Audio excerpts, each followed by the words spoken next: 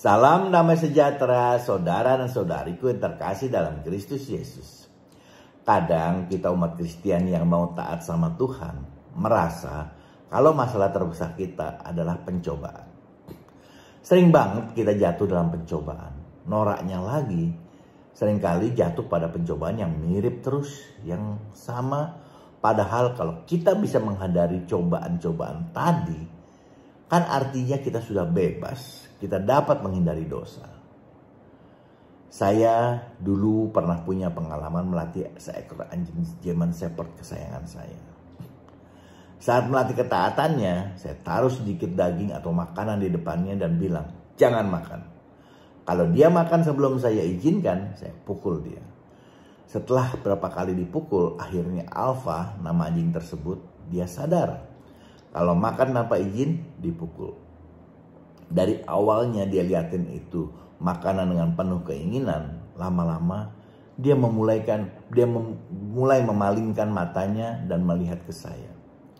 Meski sesaat kemudian dia curi-curi lihat lagi, gak tahan, jatuh dan makan lagi, dipukul lagi. Tapi setelah sekian lama, akhirnya dia berhasil melewati itu semua. Saat saya taruh makanan di depannya untuk mencobai dia cuek.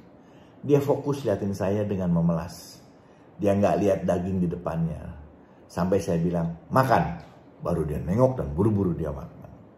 Saya sadar, ternyata anjing aja bisa belajar.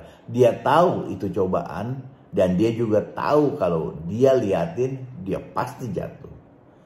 Jadi dia coba fokus ke hal yang lain. Dia fokus ke tuannya, minta belas kasih. Tapi manusia, termasuk saya, yang merasa lebih pintar dari anjing, seringkali saat ada cobaan di hadapan kita, malah kita entertain, kita liatin, bahkan kadang kita juga sok kuat, merasa nggak akan jatuh. Kenyataannya kepleset, gubrak dan jatuh. Kejadian 3 ayat 6 mengatakan bahwa Hawa atau Eva melihat bahwa buah pohon itu baik untuk dimakan dan menarik hati karena memberi pengetahuan. Bahkan dikatakan meraba saja jangan. Jadi dia sebenarnya sudah dilarang. Jatuhlah manusia akan dosa pertama, yaitu ketidaktaatan. Ternyata cobaan ya kerjanya ya seperti itu. Selama kita lihat dia, kita pandang dia, kita entertain dia, lama-lama ya kita nggak kuat dan kita jatuh kembali kepada dosa itu. Kenapa? Karena kita fokus pada cobaan itu sendiri, bukan kepada Tuhan. Seperti kita baca dalam kitab Hakim-Hakim yang mengisahkan tentang Simson, seorang hakim Israel. Dikatakan dia memiliki kekuatan super karena roh Allah berkuasa padanya. Simson dapat merobek dan membunuh singa seperti seekor anak kambing saja. Namun ternyata dia tidak mampu mengalahkan singa yang ada di hatinya. Karena hatinya terus jatuh kepada seorang perempuan Filistin yang dia lihat dan sehingga dia ingin memperistrinya. Bahkan pada saat zaman itu sebetulnya orang Israel hanya menikah kepada sesama orang Israel. Bahkan Simson juga menghampiri seorang perempuan sundal. Jadi memang Simson kadang-kadang tidak dapat menahan apa yang dia lihat dan jatuh ke hatinya. Kemudian Simson melihat Delila dan menginginkannya. Sehingga akhirnya kita tahu hidupnya berakhir kurang baik. Untuk itu mari kita belajar juga dari Matius 4 ayat 1-11. Di mana dikatakan pada ayat 2, setelah berpuasa 40 hari 40 malam, akhirnya laparlah Yesus. Saya pernah membaca hasil research kalau orang normal hanya tahan sekitar 3 hari 3 malam tanpa makan, tanpa minum. Memang tanpa minum ini sepertinya yang berat. Karena kalau orang biasa bisa tahan tanpa makan 24 jam itu selama 11-12 hari. Itu pun tentunya dengan kondisi yang sangat prihatinkan, yang lemah luar biasa. Yesus dicobai dalam kondisi sangat berat yaitu setelah 40 hari 40 malam berpuasa. Pertama, iblis mencoba Yesus untuk mengubah batu menjadi roti. Iblis tahu kalau Yesus pasti sangat lapar dan tubuhnya butuh makanan. Kebutuhan fisik memanggil kebutuhan alam, kebutuhan pribadi, kebutuhan akan materi. Sebenarnya bagi Yesus sangatlah mudah mengubah batu menjadi roti. Dia bisa menyediakan roti untuk makan 5.000 orang dan juga 4.000 orang, seperti dikatakan dalam Alkitab. Tapi apa Yesus melakukannya? Apa Yesus mengandalkan dirinya sendiri? Enggak tuh. Yesus enggak ketipu. Yesus tetap bersandar pada Bapa. Dengan mengembalikan semuanya kepada Bapa, dia menjawab, ada tertulis, manusia hidup bukan dari roti saja, dan seterusnya. Tapi ya namanya juga iblis. Dia kan gak mau kalah. Dia bawa Yesus ke bubungan bait Allah. Di suatu tempat yang tinggi. Jika engkau anak Allah, jatuhkanlah dirimu ke bawah. Konyolnya lagi, dia pakai ayat untuk mengelabuhi Yesus. Katanya, ada tertulis mengenai engkau, ia akan memerintah malaikat-malaikatnya dan seterusnya. Di sini, iblis mencobai martabat Yesus sebagai anak Allah. Dia memaksa Yesus membuktikan siapa dirinya. Seringkali kita manusia jatuh dalam dosa, kesombongan. Kita mau membuktikan siapa diri kita, tapi ya dengan cara yang salah. Di sini Yesus tidak terkecoh. Dia tidak mencobai Allah.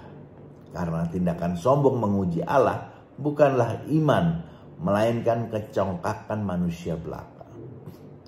Kemudian iblis membawa Yesus ke atas gunung yang sangat tinggi, memperlihatkan kerajaan dunia dan segala kemegahannya. Di sini kembali Yesus dicobai dengan kekuasaan duniawi yang sepertinya milik iblis. Walaupun ya sangat-sangat terbatas, karena segala sesuatunya kita tahu adalah milik Allah. Dan sekali lagi Yesus tidak kepleset. Dia hajar iblis dan mengusirnya. Dan dikatakan iblis pun meninggalkan dia.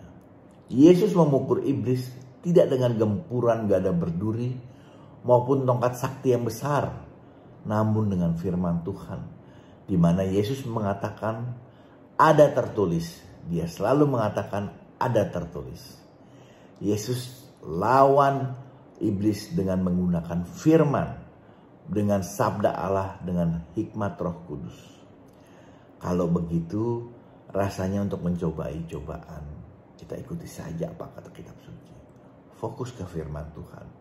Fokus ke Yesus, jangan pedulikan cobaan itu sendiri. Kalau kita fokus ke pencobaan, maka cepat atau lambat kita pasti tergoda dan jatuh. Jadi kita harus fokus ke Yesus. Kenapa kita harus fokus ke Yesus?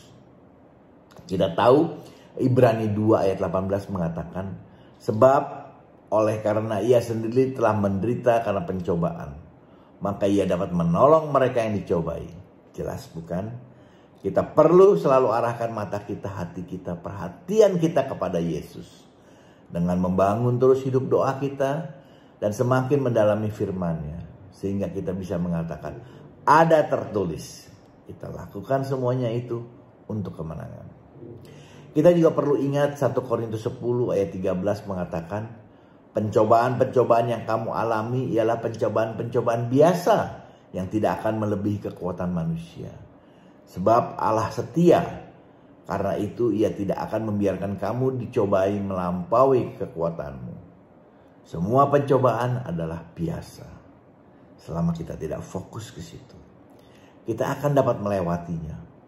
Bila kita fokus ke Yesus, lebih mengenal Yesus, lebih dalam lagi melalui doa dan firman. Selidikilah dan pelajarilah. Dalamilah sehingga kita punya kekuatan untuk melewati semua itu. Kita bisa mengatakan ada tertulis. Sehingga kita tahu itu tidak diingini Tuhan dan kita tidak melakukannya lagi. Juga Ibrani 3 ayat 15 mengatakan, pada hari ini jika kamu mendengar suaranya, janganlah keraskan hatimu seperti dalam kegeraman. Nah, kalau kita sudah mengenalnya, tentu kita akan lebih mendengarkan Dia. Kita juga diberi kekuatan untuk dapat menghindarinya. Dan kita bisa menyadari kalau Tuhan tidak pernah memberikan cobaan-cobaan kepada kita. Saat mata kita melihat hal yang menjadi percobaan, kita perlu ingat. Setiap bola mata yang Tuhan berikan, Tuhan juga berikan kelopak mata kepada kita untuk menutupinya. Sehingga tidak melihat lagi, tidak memberikan cobaan. Saat telinga kita mendengar sesuatu untuk dapat memberikan cobaan, Tuhan juga memberikan kita telunjuk untuk menyumpalnya. Bahkan kita punya telapak tangan yang dapat full menutupnya. Bahkan kita juga punya kaki untuk dapat pergi menjauh, menghindar dari cobaan itu.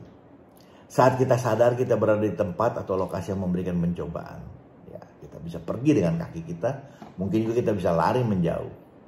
Bila ada masukan, mohon berikan komentar Anda. Jangan lupa di like dan di subscribe. Juga di share agar kita dapat saling memberkati. Amin. Tuhan Yesus memberkati kita semua.